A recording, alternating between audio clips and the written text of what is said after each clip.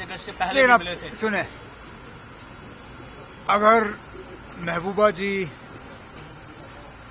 दुल्लत साहब के हर लिखी हुई चीज को सच तस्लीम करती हैं, तो दुल्लत साहब ने जो उनके वालिद के बारे में लिखा अपनी पहली किताब में, क्या हम उसको सच माने? और अगर हम उसको सच मानते हैं तो महबूबा जी उस चीज को लोगों में कैसे समझा पाएगी, उसका वो जरा जवाब दें। दुल्लत साहब की आदत है वो किताब बेचने के लिए सच का साथ नहीं देते। पहली किताब में भी उन्होंने किसी को नहीं बख्शा, इस किताब में भी फारूक साहब को नीचा दिखाने में उन्होंने कोई कसर बाकी नहीं रखी। वो कहते हैं कि जब इस तरह के दोस्त हों तो दुश्मनों की कोई जरूरत नहीं है। चलिए, आखिरकार फारूक साहब को दुल्लत साहब की असलियत के बारे में पता चल ही गया। अब दुल्लत साहब को इस गलत फहमी में नहीं रहना चाहिए कि कल जब किताब रिलीज होगी तो फारूक साहब उनके साथ वहां खड़े होंगे, क्योंकि इस झूठ का साथ जो है फारूक साहब नहीं देंगे। दूसरा क्वेश्चन ये है कि वक्फ अमेंडमेंट को लेकर जिस तरह से सुप्रीम कोर्ट में कल हियरिंग हुई है और अब नेक्स्ट हियरिंग है, तो व्हाट डू यू से? नहीं, अच्छी बात है। हमने इसलिए फौरी तौर सुप्रीम कोर्ट में जाके नेशनल कॉन्फ्रेंस की तरफ से भी एक पिटीशन वहां पे दर्ज की, जिसमें हमारे कुछ जवान ऑनरेबल एमएलए जो वकील हैं उन्होंने पिटीशन वहां पे फाइल किया।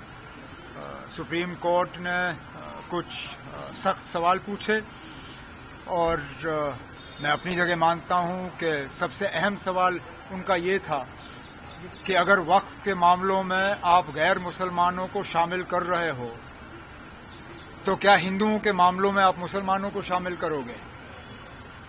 और हुकूमत को इस चीज़ का जवाब देना ही होगा।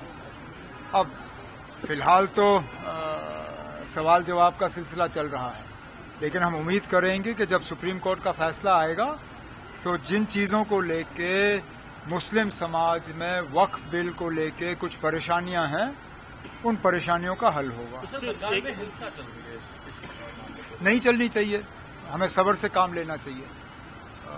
हिंसा से हम उन्हीं लोगों के हाथ में खेल रहे हैं जिन्होंने इस बिल को लाके इस कौम को, इस मुल्क को अलग करने की कोशिश की।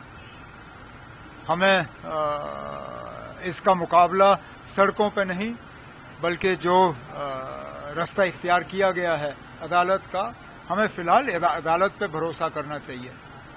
सड़कों पे आके इस बिल को फिलहाल हम तब्दील नहीं कर सकेंगे। सर, कश्मीर को लेकर दो स्टेटमेंट्स आई हैं। सबसे पहली, कल जो है पाकिस्तान आर्मी चीफ ने कहा कि कश्मीर इशू हमारे लिए जुगुलर बीन है and we can not leave it. तो कौन सी नई बात है ना? आप ऐसे सवाल पूछ रहे हो जैसे ये पाकिस्तान के चीफ ने पहली बार कहा हो। ये तो रट लगाते हैं इन चीजों का, जब बात करते हैं तो यही बात करते हैं, ये कोई नई बात नहीं है ना। लेकिन sir, minister of external affairs ने इसका रिप्लाई दिया है। उन्होंने कहा कि on the relation between India and Pakistan is Pakistan to vacate PoK. अच्छी बात है, तो मैं फिर वही कहता हूं ना, कौन सी नई बात है? पार्लियामेंट का हुक्म है कि गवर्नमेंट को वो इलाका खाली कराना चाहिए, और ये आज की बात नहीं है। ये 90s में यूनानिमस पार्लियामेंट का रेजोल्यूशन पास हुआ था उस तरफ के कश्मीर के बारे में। लेकिन मैं माफी चाहता हूं ना, जहां आप लोग बहुत बेसब्री से और बहुत मतलब उछल कूद करते हो पाकिस्तान के पास जो कश्मीर का हिस्सा है उसके बारे में, लेकिन चीन के पास जो हमारा हिस्सा है उस पर आप लोग खामोश क्यों रहते हो? आखिरकार जम्मू कश्मीर का जो नक्शा हमारे किताबों में है उसका एक हिस्सा पाकिस्तान के पास है, लेकिन क्या एक हिस्सा उसका चीन के पास नहीं है? तो मेहरबानी करके जब आप पाकिस्तान के हिस्से के कश्मीर पे उछल कूद करते हो तो अब फिलहाल जो लद्दाख का हिस्सा चीन के पास है उस पर भी थोड़ा उछल कूद करिए। Thank you sir.